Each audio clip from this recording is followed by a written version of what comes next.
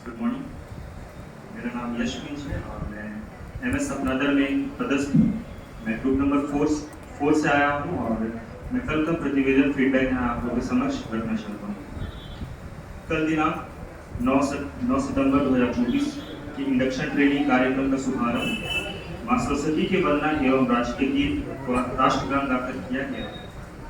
तत्पश्चात सभी शिक्षकों ने अपना परिचय अपनी कार्यरत जगह की विशेषता बताते हुए दिया और इसके पश्चात मुखर्जी मैम के द्वारा हमारे कार्यरत विद्यालय को उत्कृष्ट विद्यालय बनाने हेतु शिक्षकों से चर्चा एवं सुझाव लिया गया।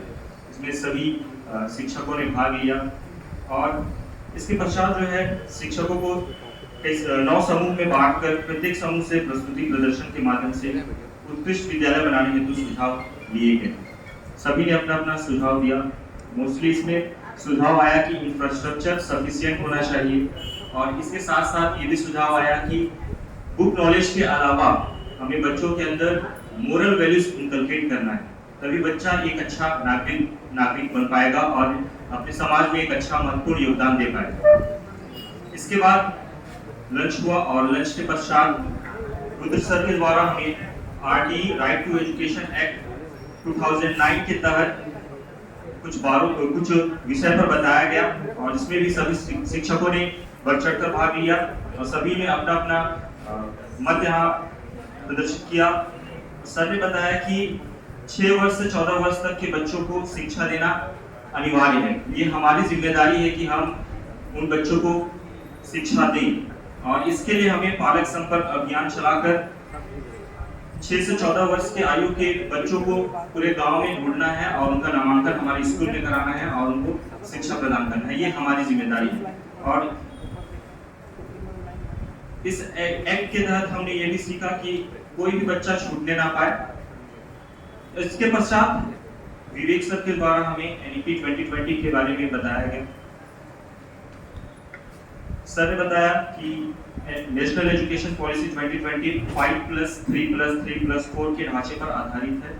उन्होंने बड़े विस्तार के साथ हमें समझाया कि 5+3+3+4 क्या है और इसके बाद हम सभी शिक्षकों से सुझाव लिया गया, पूछा गया कि NEP 2020 लाने के प्रमुख कारण क्या हैं और सभी टीचर्स ने बताया। लगभग 10 से 15 पॉइंट्स निकले कि आखिर क्यों जरूरत पड़ी NEP 2020 लाने की।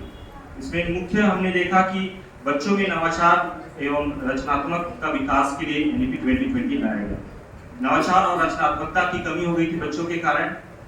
और सेकंड हमने देखा कि ड्रॉप आउट रेट कम करने के लिए, पहले क्या होता था कि बच्चा 10th या 12th के बाद पढ़ाई छोड़ देता था क्योंकि उसका इंटरेस्ट हो सकता है किसी और चीज में रहा होगा, सब्जेक्ट के नॉलेज के कारण जो है सब्जेक्ट उसको समझ में नहीं आता रहा होगा, इसलिए बच्चा जो है 10th और 12th के बाद ड्रॉप आउट ले लेता था। अब NEP क्या किया कि 10th के बाद बच्चे को जिस सब्जेक्ट में इंटरेस्ट है बच्चा उसी सब्जेक्ट को पढ़े। इसके लिए जो है ड्रॉप आउट रेट कम करने के लिए NEP लाया गया। और इसके बाद हमने देखा कि बच्चों में नैतिकता का विकास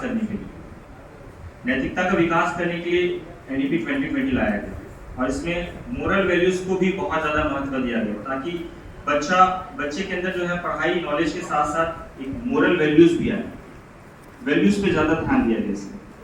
और लास्ट में हमने देखा कि बच्चों में व्यवसायिक दक्षता लाने की, बच्चा जो है पढ़ाई के साथ साथ कुछ ऐसी स्किल बच्चे के अंदर आए जिसमें भविष्य में वो कुछ व्यवसाय कर सके, पैसे कमा सके, क्योंकि ये पॉसिबल नहीं है कि हर कोई नौकरी करे।